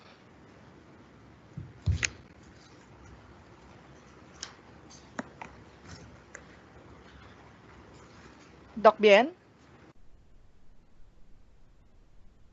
Well, first and foremost, thank you very much for UNODC for coming up with this activity. It's really very helpful that there's a very good exchange of ideas that we will use. We're going through a difficult times, but then we look at it not as a challenge, but look at it as an opportunity. Right.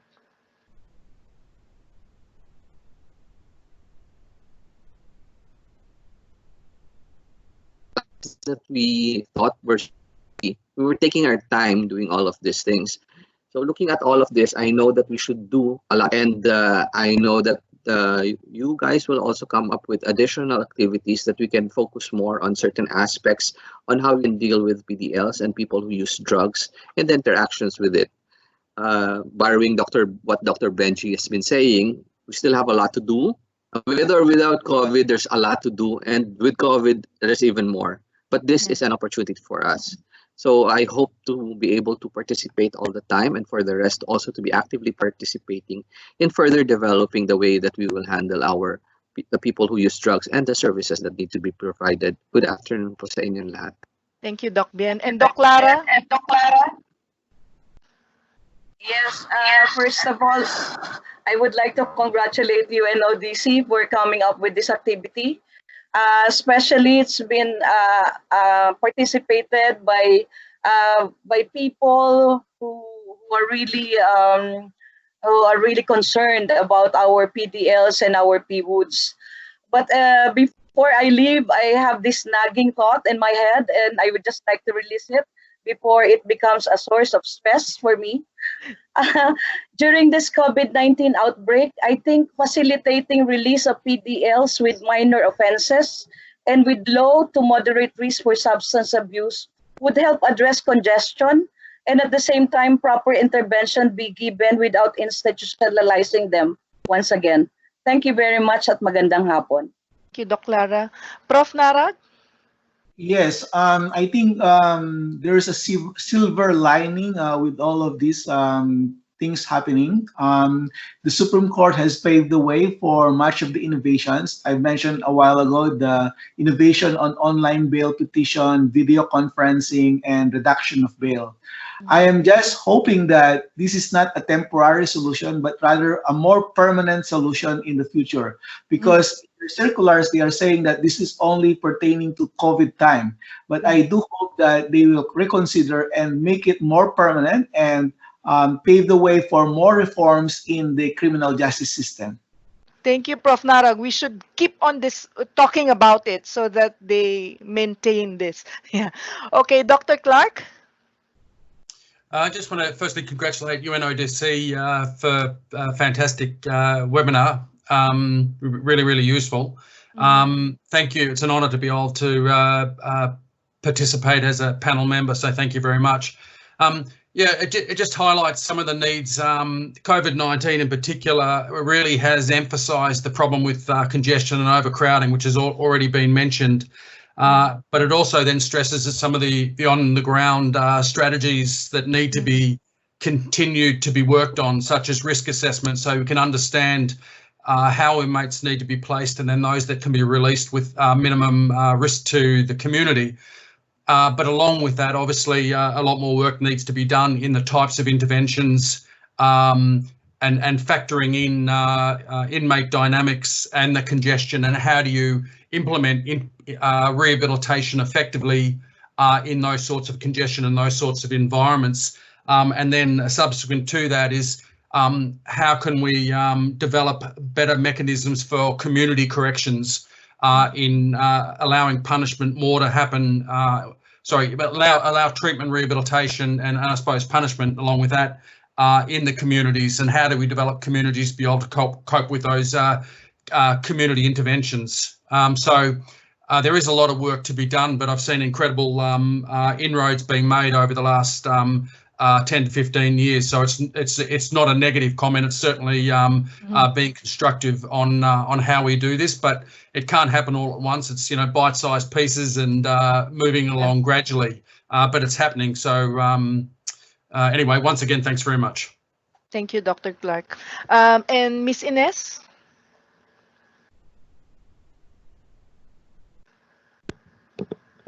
Hello. Yeah.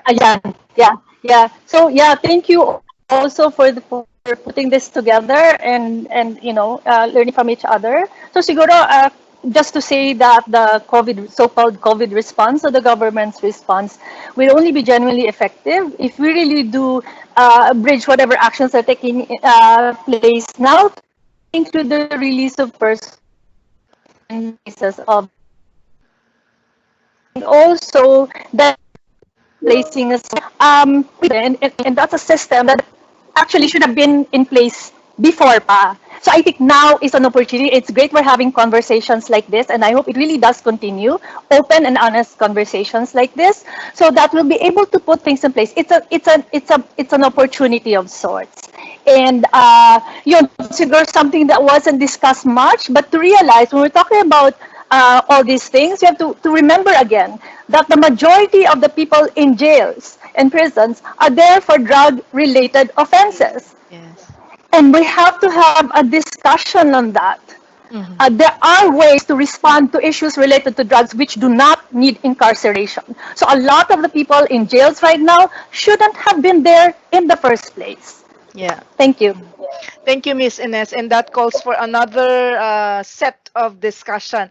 Okay, so last but not the least, may I hear from Olivier? Are you still with us?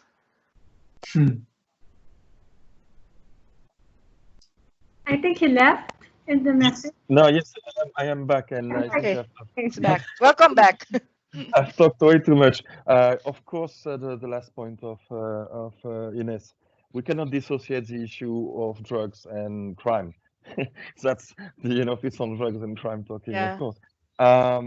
One thing, I think one point is the involvement of the ILG in our discussion. I think it's really important. And the other one is, again, is that the complexity is we need to deal with today, the next week, and 6 months from now. For instance, to give another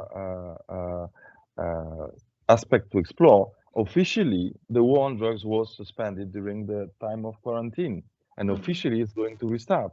This is going to have implications, right? So in a way, the COVID is also an opportunity to try to address some major issues we've been working on from a public health, criminal justice point of view. So we are, as ODC, we are extremely grateful for all the inputs. I hope you understand that it's not easy to collate them and to try to give voice without dictating the pace. But really, thanks a lot so much for contributing, and hope that we can collate your input. So please do not hesitate to bully Sheila with a lot of emails, so we can try to club this for the next iteration of the discussion. So thank you so much, all the participants, notably the panelists. Over. Thank you. Okay, that's not the closing remarks yet. Actually, somebody's listening to us. We are joined by Mr. Gab Chaklag from the Bureau of Corrections, who will give us the closing remarks. Sir Gab?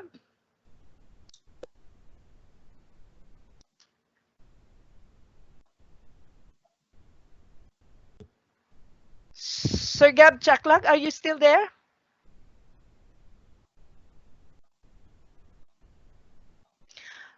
Okay, maybe he left the group. Okay, so thank you very much, everyone, for joining us, and for whatever lapses that we have in this webinar. We will try our best to improve the kind of services also that we provide, and the discussions that we offer to everyone. And we will be sending you once again the evaluation form. Please be honest, and it will help us improve our future endeavors. Thank you very much, everyone, and have a good lunch for those who are in Philippines or in Thailand and in Asia. Thank you. Bye-bye. Salamat po. Thank you. Bye. Bye-bye. Bye. Thank Thank you. you, everyone.